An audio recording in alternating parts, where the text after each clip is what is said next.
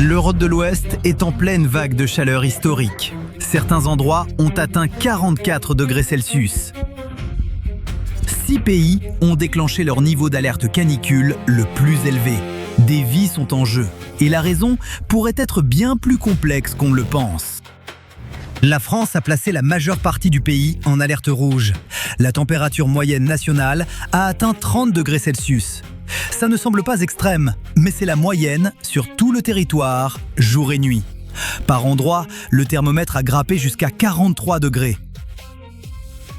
La chaleur était telle que 2 des monuments les plus célèbres de Paris, le musée du Louvre et la Tour Eiffel, ont dû fermer plus tôt que prévu. Ces bâtiments ne sont tout simplement pas conçus pour supporter une telle chaleur. Plus de la moitié de la France est placée sous le niveau d'alerte canicule le plus élevé. Des dizaines de milliers de foyers ont été privés d'électricité. Le risque d'incendie est considérable et les pompiers luttent déjà contre des feux de forêt dévastateurs. Depuis le début de la canicule, au moins 40 personnes ont perdu la vie. Le reste de l'Europe ne s'en sort guère mieux. Le Royaume-Uni a enregistré l'un de ses mois de juin les plus chauds. Les prévisionnistes annoncent que les températures pourraient atteindre 38 degrés par endroit. Certaines villes ont fermé les écoles, les salles de classe étant devenues invivables. Les réseaux électriques peinent à alimenter tous les climatiseurs et ventilateurs.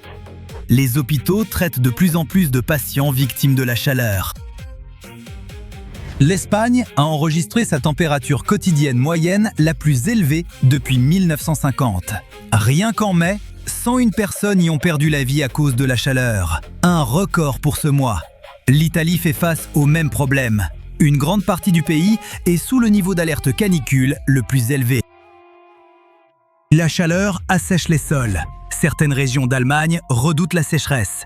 Les autorités locales ont demandé aux habitants d'économiser l'eau, car les réserves pourraient s'épuiser rapidement si la canicule persiste. Et le danger ne s'arrête pas là. L'herbe sèche et les forêts s'enflamment bien plus facilement pendant une canicule. Certaines villes allemandes ont déjà interdit les barbecues pour réduire le risque d'incendie. Les Pays-Bas ont également averti la population de se préparer. Les services météorologiques ont émis une alerte orange, signifiant un danger météorologique imminent. Les températures pourraient grimper jusqu'à 39 degrés. La Belgique fait face à des prévisions quasi identiques. Une grande partie du pays reste sous alerte orange canicule, avec des températures pouvant atteindre 37 degrés. Les scientifiques nous alertent depuis des décennies. À mesure que les gaz à effet de serre s'accumulent dans l'atmosphère, ils retiennent davantage de chaleur solaire, comme si l'on ajoutait une couverture supplémentaire autour de la Terre. Cette chaleur excédentaire doit bien aller quelque part, et l'Europe est devenue l'une des régions qui se réchauffe le plus vite sur la planète. En moyenne, l'Europe se réchauffe environ 2 fois plus vite que le reste du monde. Cela signifie que les canicules comme celle-ci deviendront plus fréquentes. Elles dureront plus longtemps et atteindront des températures encore plus élevées. Vous vous demandez peut-être pourquoi l'Europe est si souvent touchée. On pourrait croire que toute la planète se réchauffe au même rythme. Pourtant, l'Europe se réchauffe plus vite que tout autre continent. La température mondiale a augmenté d'environ 1,4 degré Celsius depuis que l'humanité a commencé à brûler massivement du charbon, du pétrole et du gaz. L'Europe, elle, s'est réchauffée d'environ 2,4 degrés Celsius. Une partie de l'explication est étonnamment simple. L'Europe compte bien plus de terres que d'océans, et les terres se réchauffent bien plus vite que l'eau. Quand vous marchez pieds nus sur une plage en été, le sable vous brûle les pieds, alors que l'océan juste à côté est encore frais. L'eau peut absorber une énorme quantité de chaleur sans vraiment monter en température. La Terre, non. L'Europe s'étend aussi loin dans l'Arctique, et l'Arctique change à une vitesse incroyable.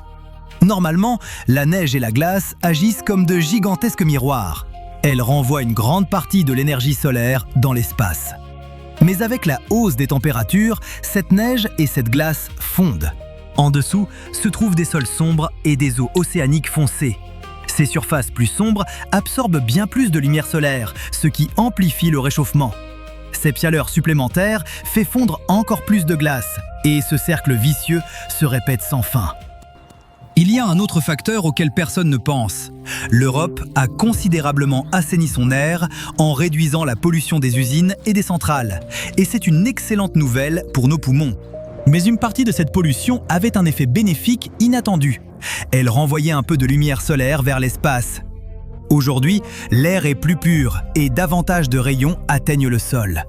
Cet effet est modeste comparé aux gaz à effet de serre, mais il ajoute encore un peu de réchauffement.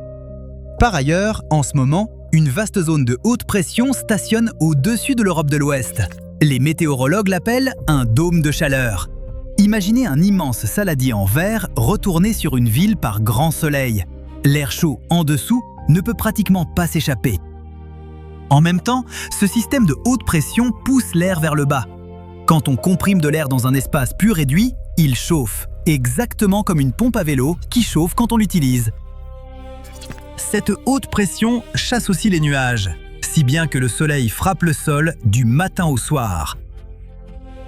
Et il reste encore une dernière pièce du puzzle. Récemment, les vents ont aspiré de l'air encore plus chaud venant du Sahara. Le dôme de chaleur a ensuite piégé cet air au-dessus de l'Europe, créant la pire combinaison possible. De l'air brûlant d'Afrique, un ensoleillement continu et un couvercle géant dans l'atmosphère retenant toute cette chaleur. Il faut s'attendre à ce que les 5 prochaines années battent encore plus de records de chaleur. Ce qui était autrefois une canicule exceptionnelle commence à devenir un été normal. Les villes européennes sont-elles prêtes ? C'est un problème majeur. La chaleur tue plus de personnes en Europe que les inondations, les feux de forêt ou les tempêtes. Selon l'Organisation mondiale de la santé, chaque année, plus de 175 000 personnes meurent en Europe de causes liées à la chaleur. Pourtant, les autorités ne traitent toujours pas les canicules extrêmes comme d'autres catastrophes naturelles. Souvent, elles ne réagissent qu'une fois les températures devenues dangereuses. Contrairement aux ouragans ou aux inondations, de nombreux pays n'ont toujours pas de plan à long terme pour faire face à la chaleur. Heureusement, les choses changent.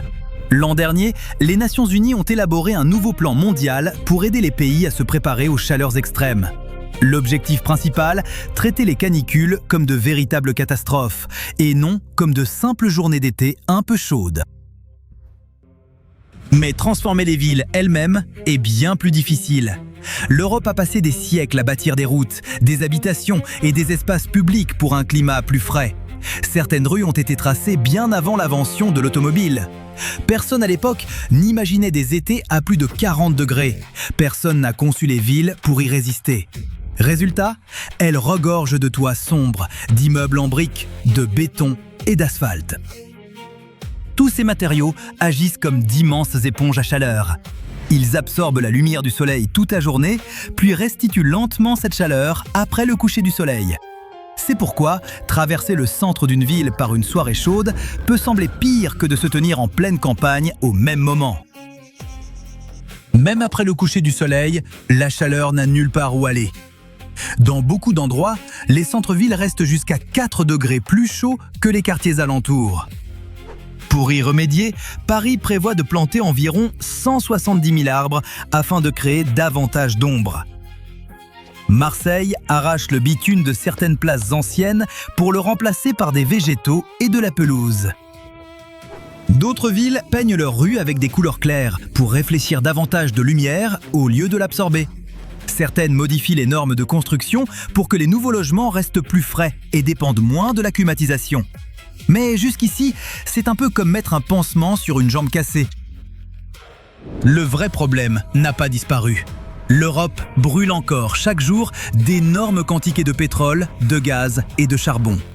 Voitures, avions, usines et centrales continuent d'envoyer des gaz à effet de serre dans l'atmosphère. En moyenne, une personne dans l'Union européenne est responsable d'environ 10 tonnes de gaz à effet de serre par an, alors que la moyenne mondiale n'est que d'environ 5 tonnes et demie. Dans bien des cas, il revient encore moins cher de prendre l'avion que le train. Les villes manquent toujours de centres de rafraîchissement où les gens peuvent échapper à la chaleur dangereuse. De nombreux bâtiments récents pourraient devenir invivables d'ici quelques décennies. Et beaucoup de personnes âgées vivant seules ne bénéficient toujours pas de visites régulières pendant les canicules, alors qu'elles sont les plus vulnérables. L'Union européenne prévoit de déployer une nouvelle stratégie climatique d'ici fin 2026. Elle est censée aider les pays à se préparer à des conditions météorologiques plus extrêmes. Ce qui est alarmant, c'est que le climat change bien plus vite que l'Europe ne s'adapte et chaque été, cet écart se creuse un peu plus.